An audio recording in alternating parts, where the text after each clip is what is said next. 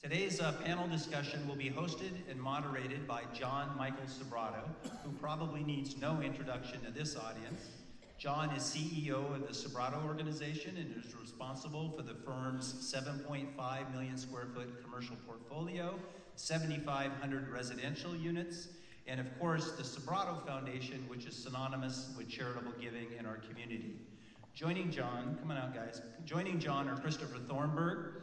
Chris is founding partner of Beacon Economics and one of the nation's leading economists. Of course, Chris is also known for crapping out past trends audiences with his early and accurate forecasts of the bursting of the dot-com bubble, followed by the subprime mortgage collapse and global recession of 2008. I will point out that's the last time we invited you, Chris, so you better ask Next is Jim McLean, co-founder of Silicon Valley Data Science. Jim is also founder of Silicon Valley Data Capital and a venture partner in Crosslink Capital. Jim's track record in the venture industry spans nearly 2 decades with experience at several of the industry's leading VC firms. And Kevin Scott, managing director of Silicon Valley Bank Capital. Kevin oversees the company's relationships with many top-tier venture capital and private equity firms, in addition to managing strategic relationships with venture capital firms on the West Coast. Kevin helps emerging companies with equity fundraising strategy. Please join me in welcoming our host and moderator, John Sobrato, who will open by sharing a few of his thoughts of his own on the current market, as well as our illustrious panelists, Chris, Jim, and Kevin.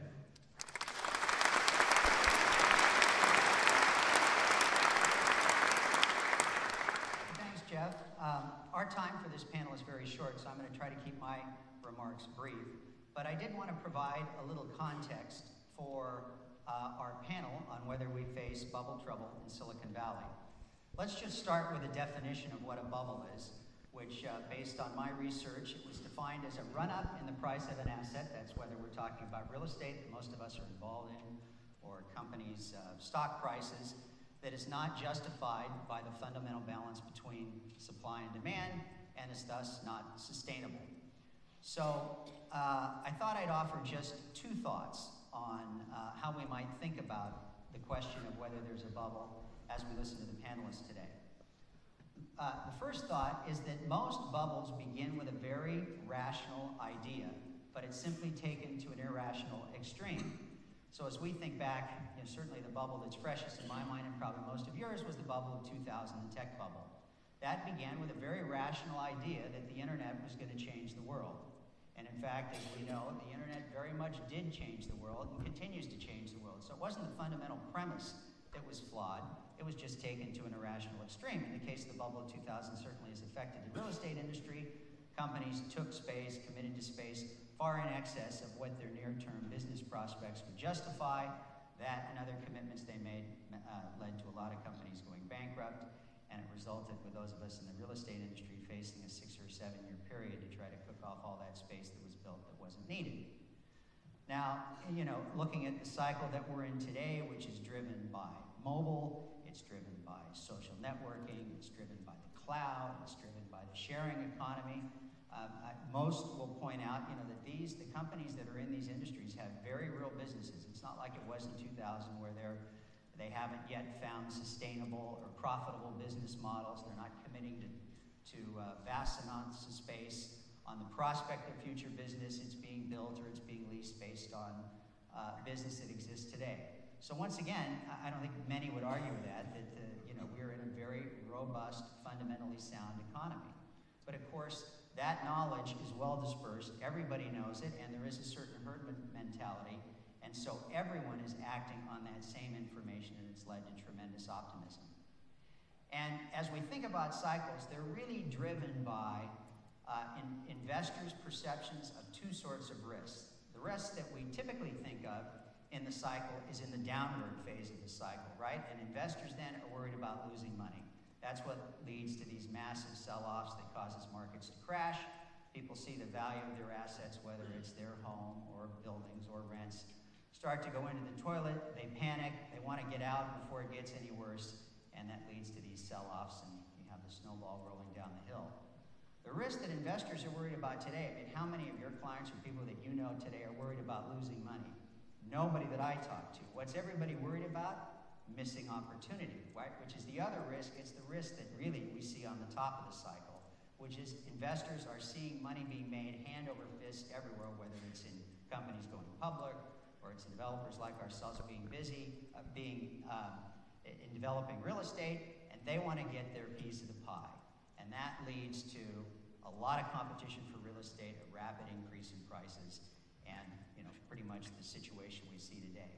So as I think about whether today's rents and prices are sustainable, the question I ask myself is how much optimism is priced into rents and to buildings, asset prices today, certainly on the real estate side that I'm involved in. And I can't think of a time when people have been more optimistic, ever. And it's easy to be optimistic, just listening to Jeff and all the presentations like him. I was at Joint Venture Silicon Valley earlier this week.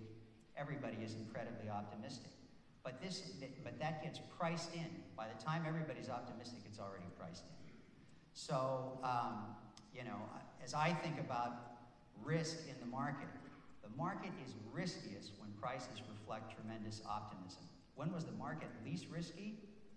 2008, when the market crashed, and everybody was incredibly pessimistic. That's when, frankly, although people probably thought it was the riskiest time, the U.S. financial markets, what's going to happen, given the massive correction in prices that took place, not only in real estate, but in the stock market and everything else, it actually turned out to be the least riskiest time to invest. So I'm just going to conclude my remarks. I think I got it into about 5 minutes with, Warren Buffett is able to distill very complex things down to very little pithy sayings, and I think this is particularly applicable as we think about the panel and the questions asked today. And he has said many times, the less prudence with which others conduct our affairs, the more prudence in which we should conduct our own. And as you think about being near the top of the cycle, at least arguably in a very bullish phase, I think those are very good words to live by. So with that, I will end my introduction, and we'll get right to the panel. And I'm going to ask Chris if you could begin. And I just said some of the factors I look at when you attempt. What factors do you look at when you attempt to answer the question of whether you think we are at or nearing a bubble and whether the current market is sustainable? And also, sort of related to that, what factors might cause a dramatic reversal of the tremendous positive cycle that we've been in now? Right. And to my point, actually, I think you did a great job in explaining the fundamentals of a bubble and how they exist. Some economists think bubbles don't exist. Those are the guys who never get out of the White Tower, so to speak. I think if you're actually on the street level, the kind of cycles of fear and greed that you adequately talked about, I think are right on. I say it a little differently. I don't talk so much about that, those kind of terms. My way of thinking about it is trends versus fundamentals. And when the trends are not being supported by the fundamentals, you're going towards a world of hurt. Back in the late 90s is a classic case of that. We saw more and more money getting poured into information technology investments, both within Silicon Valley itself, but also outside of Silicon Valley in the general corporate atmosphere. Remember, Silicon Valley was booming in part because all sorts of companies were pouring all sorts of money into information technology. But, of course, the fundamentals weren't there, in as much as even, you look at that sort of 1997 to 2000 run, you saw like a 100% increase in the stock market. Corporate profits in aggregate dropped something on the order of 30% over that period of time. You can't have the stock market up here while profits are doing that. That doesn't make any sense. It was going to collapse. It certainly did. That caused a collapse, not just with investment here in Silicon Valley, but basically really investment in information technology across the entire corporate world. And that's why the pain was so severe here in 2001. Fast forward to today. Where's our economy right now? We're not in that position. Yes, it is true. Companies are pouring a lot of money in information technology right now. Guess what? They're making tons of money on that. Corporate profits today are 35% higher than they were pre-recession. It's the one part of the income stream in the U.S. economy that's come back faster than pretty much anything else.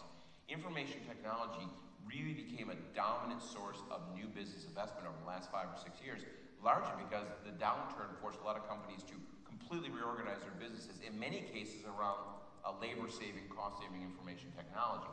It's a different kind of world. And same thing with the companies here in San Jose themselves.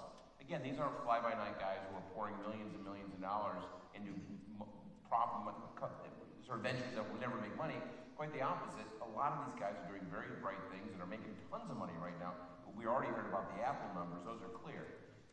So from my perspective, This is not a bubble. We're not there. This is not only sustainable, but I actually think the next few years are going to be even hotter because think of it, as hot as San Jose is right now, the rest of the UNS is way behind the curve. I get it. Everybody in this room has got to remember you're in this little bubble of prosperity that is not being reflected in much of the U.S. The good news is the prosperity is spreading, and that's all going to come back here and make this economy even more hotter. The bad news is, of course, at some point in time in the future, it probably will turn into a bubble. And at some point in time in the future after that, that bubble's going to burst and there's going to be some pain. I don't think it's going to be anything like 2001 for a number of reasons I won't get in right now. But with that in mind, I think the key here is to say, at this point in time, I think everything's on a good solid trend. Clearly, there's a good few years ahead. But as always, every year you have to keep an eye out and nothing's forever. And I think that's the key point. We always have to keep that in the back of our mind to keep our warning lights up. Because as soon as you forget to pay attention, that's when that bus is going to come around the corner and whack you. And you see, as you think about the factors that could cause things to change, do you see anything on the horizon, or do you foresee something that's likely to cause the change in the cycle that we've been in? Yeah, so far, no. I mean, again, I think the asset markets are reasonably priced, particularly given those low interest rates. And interest rates, by the way, are going to stay low. Interest rates are not low because the world economy is weak. Interest rates are low because right now the world economy has a basic imbalance, if you will, between the supply of capital and the demand for capital. There's so much more supply than there is demand that rates are going to stay low, returns are going to stay low. So in that sense, that's why I think everything's sort of sustainable. But in that sort of low return environment, that's exactly where the problems start to occur, because in a low return environment, a lot of companies suddenly start having an incentive to take on risk and hide that risk to try and, shall we say, get ahead of the world. And that's where bad things start to occur. You may look, for example, the high yield debt market. It's showing some signs that people are maybe getting a little too deep. And it's too early to say that they've gone too far and it's going to be a painful correction. But you're starting to see little whiffs that you go, that doesn't seem quite right to me. But it's just a tiny part of the economy. So we're not there yet, but I can see if as this goes forward, it can turn into that, particularly if the rest of the U.S. economy starts picking up and you see this kind of general increase in optimism really go even far beyond where we are right now. All right, thank you. I think this next question we can probably go right down the line and have you all comment on, since you're all involved in various ways. And that is, what effect does the abundant availability of capital from lenders, venture capitalists, and Wall Street have on bubble risk? And how does this situation compare to past cycles that we have been in? Chris, why don't we start with you, and then we'll just break down.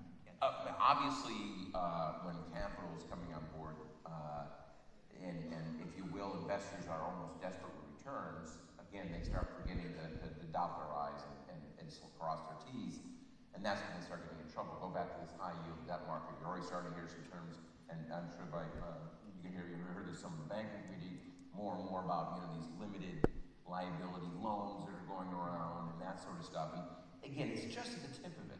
It's just at the very beginning. But these are the sort of trends you have to keep an eye on. Clearly, lots of money chasing few opportunities can create problematic outcomes, but we're not there yet. This is a question that we ask ourselves every day because Silicon Valley Bank, we have 16,000 technology company clients. And so the very lifeblood for us really is the capital flow into the sector. And we always start by looking at what the LPs are doing, so the funders of the venture fund themselves. And just for context, if you look back to 2000 to 2014 or 15, in 2000 there was $100 billion that was invested into the venture ecosystem. And that $100 billion was invested in 8,000 companies. So last year there was $30 billion invested. So it's a much different scale, and that went into 4,000 companies. So just the perspective of then versus now is quite stark. You mentioned, John, earlier that business models are different. One of the subtle things, and they're completely different. The PE of the S&P 500, or the NASDAQ rather, in 2000 was about 1,000. So price to earning multiple of 1,000. In 2014 it was 23. So that reflects the business model. They're making money. One of the other factors that we see is the entrance coming into the market. Even though $30 billion is a lot of money, much of that money now is coming from institutional investors such as hedge funds, private equity funds that really weren't in the venture space in the year 2000. So we're seeing the contrast between the 2 years is feeling safe to us.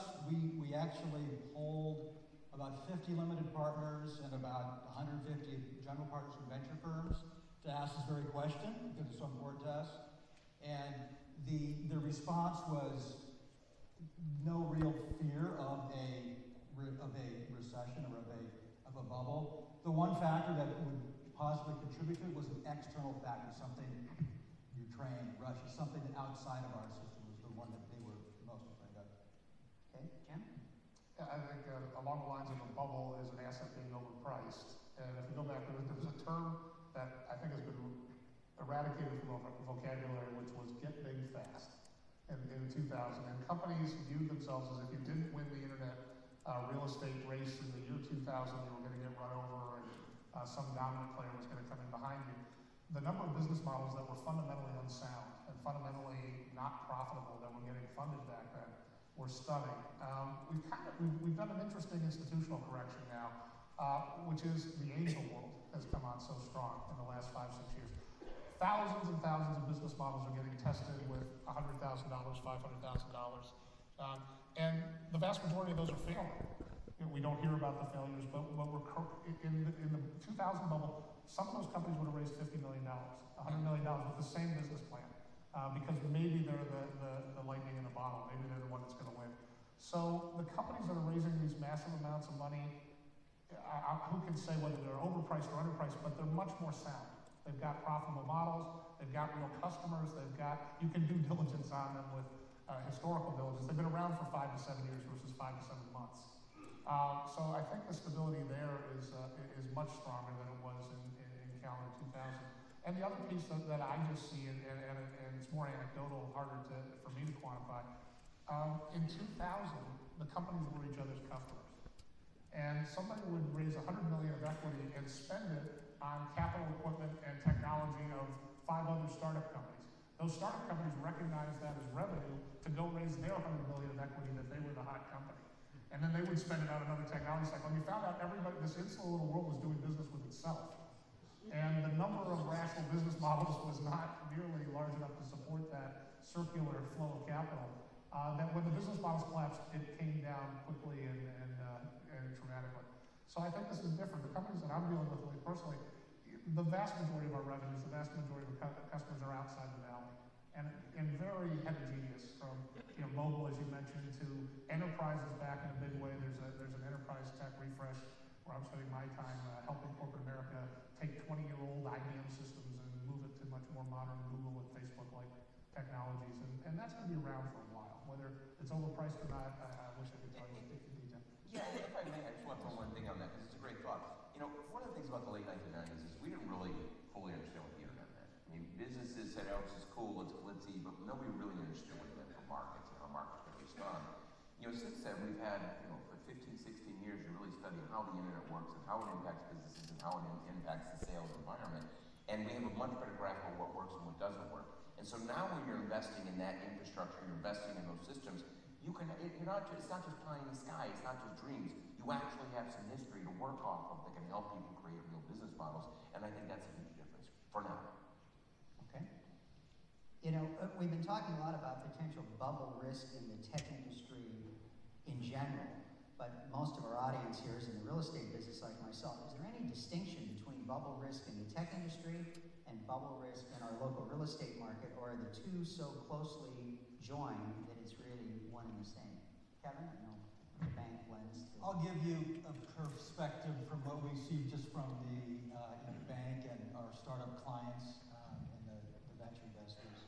I mean, there's no question that they're integrated, they're entwined, because the money that flows from the venture firm to Facebook to the VP of engineering at Facebook that buys the house in Menlo Park, it's definitely linked. But compared to 2000, this might be a little local and personal, but back in 2000, for those of you that remember, there were a flood of people coming in to this area from all around the country and the world, and when things burst, they really didn't have a vested stake, really. They were out of here pretty quickly. So if you look at the charts, the exodus came and it went. This, and by the way, they were borrowing a lot of money. They're borrowing it against their private stock, which turned to be worth nothing. This time it's a lot different. I mean, you don't have to tell any of you, I don't think, that there's a lot less leverage in purchasing homes, a lot of cash, a lot of very strong foreign entrance into the market here. And this run that we've had for the last 5 years, and we can see it with our client base, is really established. I mean, there are couples settling, creating homes and families. I think it's much more sustained. And the entrepreneurs that we work with, they're coming here, they're not planning to leave. So I don't foresee, even if the tech bubble burst, and we don't say that around Silicon Valley Bank, but if it did temper somewhat, I wouldn't expect to see people throw their arms up and go back to where they came from. What about on the commercial side? You were talking mostly about housing, which certainly the housing bubble is fresh in everyone's mind from 2000. So the only thing I could say about, I'm not really an expert, but what I will tell you that we see is that a couple trends, and we at SVB, kind of follow this. We are looking for much more flexible environments. So I would say at our offices on Sand Hill Road, we have maybe capacity for 100 people, yet we have 150 people that work there because we expect people to work on the road more, we hotel more. Same thing with tech businesses. When they're looking to start a company, they don't want to get into a 2-3 year lease like companies did 15 years ago. They're going to places like we work in San Francisco, galvanized in San Francisco and across the country, where they can have a flexible co-working environment, so they pay month to month before they get started. So I think at least the tech sector, the startups, have learned a lesson because a lot of those long leases sank and hamstrung tech companies 15 years ago, looking for much more flexible shared working environments. Any thoughts? Yes. I was just to say also, at my company, we do work all over the place. We do work here, LA, different parts of the US. What's funny is we do some forecasting models for San Jose. We've been doing it for years. And if you go back to that late 90s period and what was happening here in San Jose compared to anywhere else in the nation, and it was just, it's so bizarrely out of whack. You can't even run a forecasting model for San Jose and keep 1997 to 2001 in it because it screws the whole model up. All the numbers were so weird and so bizarre. Today you look at San Jose and it doesn't look that out of sync with other things that are happening. Take, for example, home prices. Sure, they're rising faster here, but guess what? So are incomes. And guess what? So is the lack of housing situation is worse here than most anywhere else. And if you sort of look cross-sectionally at different places, you say, well, given incomes and given vacancies, what's happening in San Jose relative to the rest of the nation makes total sense. And you can do that for office space as well, and you can do that for retail space as well. So in a sense, nothing happening here is out of whack with the broader trends in the U.S. economy, which again gives me a little bit of security. Good. Jim, final question, then we'll go to question and answers from the audience. Much of our boom has been driven by a few large tenants. Is there sustainability of companies like Google, Apple, LinkedIn, Facebook, Salesforce stop gobbling up space in huge chunks? Jeff mentioned Google's lease of 1,009 square feet. That's potentially the biggest lease ever signed. Or are there smaller companies within this ecosystem healthy enough and able to lease enough space to keep this market going?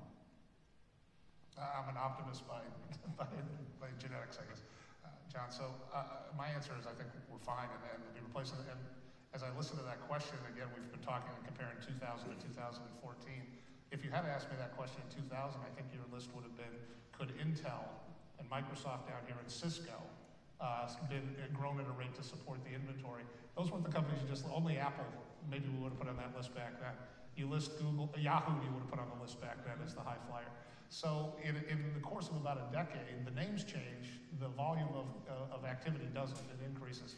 One of the optimistic signs I think we have right now is for the first time in my memory, we've got over 30 private companies with north of $1 billion market cap.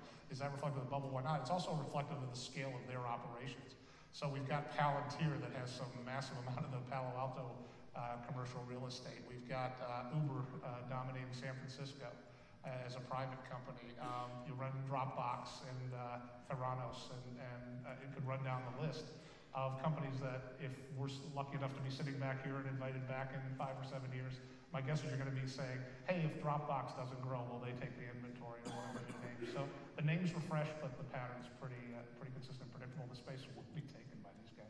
If I can weigh in on that, I actually say that if there's a risk in Silicon Valley, particularly for commercial real estate folks, the risk isn't going to come from external forces, which is what we've been really talking about here. I think it's actually going to come from internal stuff.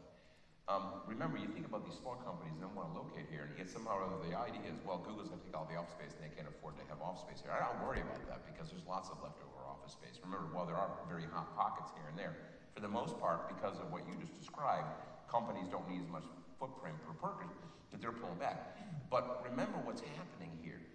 The Bay Area, particularly the West Bay, is shockingly unwilling to densify. They fight tooth and nail against it. We know all the stories time after time. Think of those 2,000 units in the waterfront in San Francisco eroded down. San Jose is being a little better, building lots of high rises, but it's nowhere near enough to satiate the necessary demand. As a result of that, you have all the gentrification problems. You can't afford to have policemen working here. And as a result of that, the area is slowly but surely strangling itself with its own success.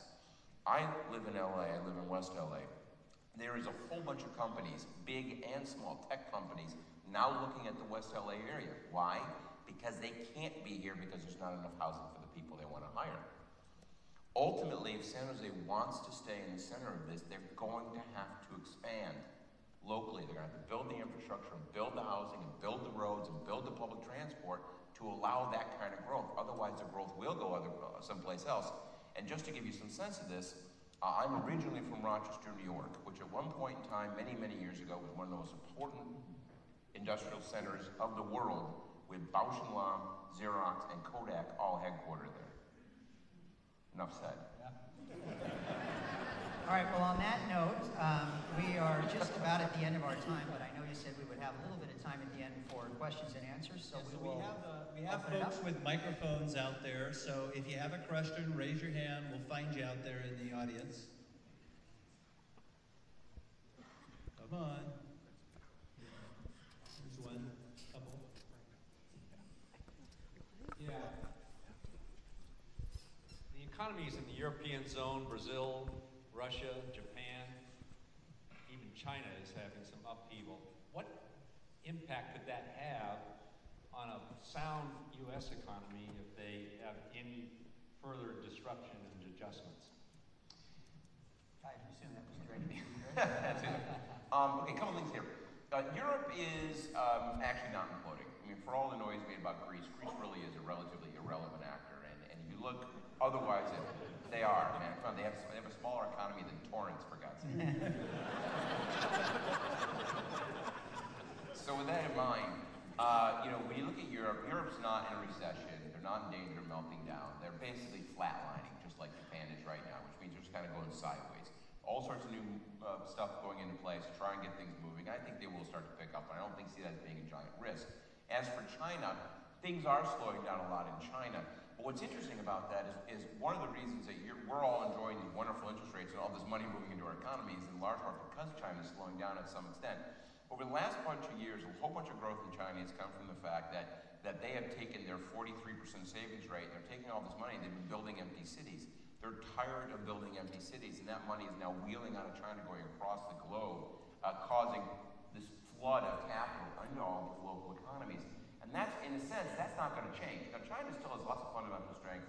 Okay, they're slowed down. That means, guess what? They're probably going to grow at 6% this year as opposed to 10%. Oh, gee, how terrible is that? They have lots of tools. They're going to continue to grow, but it's clear also at the same time that until the Chinese start to consume and change the kind of economic model in that part of the world, that outflow of capital is going to continue in a very real sense. That's where both the current gains are coming from, and those will continue, and that is also where the potential for a future bubble is going to come from as well, from that flood of capital. Okay. Thank you. One over here, Bob.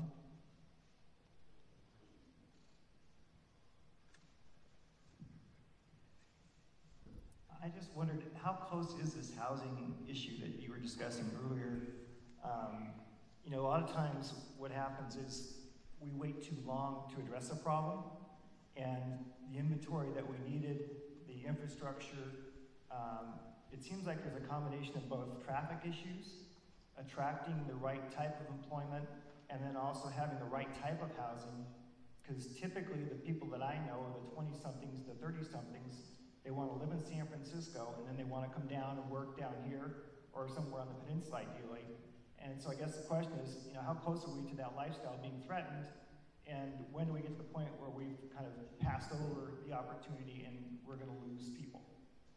There's a couple parts of that question, so let me back up for a second. First of all, yeah, it is true that your 26-year-old hipster wants to live in San Francisco in a cool little pad with his buddy. That hipster will eventually grow up, and when he's 32, he's going to want a house, probably close to his job down here. There's enormous demand for both single family as well as multifamily all across the Bay Area. This is a general shortage, it's not a specific one. So in that sense, it's not, that to me doesn't mean that there shouldn't be massive investment in both single family as well as multifamily housing, although in a dense area like this, multifamily is clearly where you want to be for the most part. The other question, there was a couple things going on in there. There was about the hipsters living up there, but there was also this idea about... Should we do something in advance? Well, Proactive on the house. yeah, the proactive. I mean, again, you got to get out there and you got to force the issues. When you have a tough mayor who's willing to do the issues, think of Chuck Reed here in San Jose, think of Brown when he was in Oakland, he could get those products built if there was the political willingness to take it on and get those things done, and that's what needs to be done, and it's just not happening. It's very frustrating from my point of view. Oh, I remember the last point was made, well, maybe it's just the wrong jobs being formed. This idea that there's good jobs and bad jobs infuriates me. Because there's high-skilled workers and there's low-skilled workers, and they're all part of a symbiotic system we call an economy. The fact of the matter is, you're going to have all these tech guys here. Guess what? These tech guys want to work. They want to go shop in the supermarket. They want their streets safe at night. They want to have the doctor's office down the street. They got to have a school for their kids, and that means you got to have housing not just for your tech wonder kids, but you got to have it for the police and the grocery clerks and the people working in the retail store and the daycare center. It's not one or the other. It's all, and that's why the housing is such a critical issue. Because guess what? If all those other people are out of here, who's going to run the supermarket? Yeah, I think it boils down. I think you can have that. I think what gets squeezed is what has been in the press a lot is the middle class. I think you're going to have the valley is not going to stop supporting the knowledge worker. That trend I don't think is going to reverse in my lifetime because there's just too much of a fabric here with Stanford, with Cal, with all the tech companies. So we know the knowledge workers are going to be here, and they're going to, as they move down into the peninsula from San Francisco, they'll drive prices up. I think the question is how do you accommodate the middle class, which may include some of the school teachers and police officers. That, I think, is going to be kind of where the rubber hits the road. You think about the way New York does it. How does New York do it? They have a big set of trains and buses that go from New York into New Jersey, out into New York, on the southern tier of New York, up into Connecticut and those areas, and those folks can commute in. Where's the trains going in? Why is there not a train going down to San Benito? Where's the connection down to Monterey? There's lots of land. Why isn't it being accessed with public transport? I don't know. Because we're building a high-speed train. Because a high-speed rail is a cure to everything.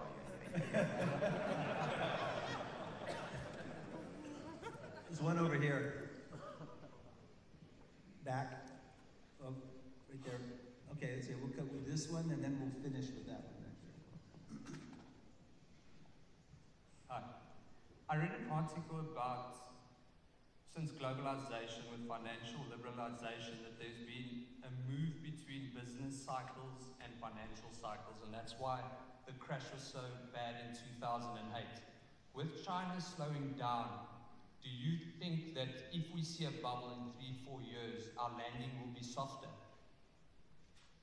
A lot of it, the ferocity of the bubble in 2008 and 2009 was a function of really three different things. First of all, it was a global downturn, you're right on that. But the second part, it was also a number of bubbles coming together and crashing at one time. It wasn't just about, it was always too much consumer spending, it was problems in the financial system, it was housing, there were all sorts of pieces to it that all added up. And we'd take a whole bunch of people to ignore a whole lot of things to let that sort of build up of all these travesties to occur and blow up all at one time.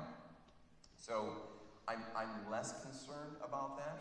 And ultimately, the pain that happened this last cycle was in large part a function of all the problems that went on Wall Street, in as much as Wall Street had leveraged up so tremendously. It meant even small losses in a loan portfolio turned into something quite threatening. The large losses ultimately, brought down a major bank and created this worldwide financial panic like we've never seen. I would like to tell you that Wall Street has now learned their lesson. They haven't. And for any of you who haven't picked up that book, Flash Crash, the Flash Boys, is that what it's called? That one by Michael Lewis. You want to pick that up and read it immediately because it will scare you to death. Because even in the wake of that absolute disaster, they just keep doing the same stuff. And that to me worries me the most. The fact that lots of people say, where's the next one going to come from? What should we keep an eye out for? I like to say, and I will continue to say, and I really believe it right now, that would be the two most dangerous words in the world, in the U.S. economy right now, are financial innovation. And that's what you want to keep an eye out for. So one right over here. Thanks, Jeff. Leah Tennisgetter with Spur. I appreciate all these regional and density comments. Mayors Licardo, Schaff, and Ed Lee were just on KQED last week speaking to transportation and housing issues, so I appreciate that regional transit look. There was a comment in The Economist looking at trends for this year that was really speaking to the shift from business focusing on social media, and you see Twitter and LinkedIn and others really focusing on that angle, but that shifting to that technology of things when it comes into creating the next Google Glass and the products that come from these types of innovations, and how that factors into real estate when you have the social media companies more up north. Does that really set San Jose and the South Bay up for R&D, industrial, different types of real estate looking forward, if you see that as a trend? I think, I'll take a shot. I think I think of software on the one hand, we can include social media and those businesses, and then maybe hardware and even things like energy and clean tech. There's a real hangover to this day still from a lot of pitfalls and lost money in the hardware and in the energy, clean tech, and device sectors. So, for one thing, there are many fewer venture capitalists making those types of investments. There's a lot less money flowing into funds that are adopting that particular strategy. It's starting to come back now where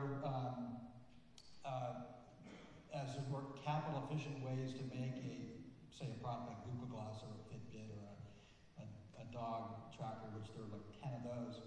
Money's starting to flow back, and there's like a reawakening of those sectors.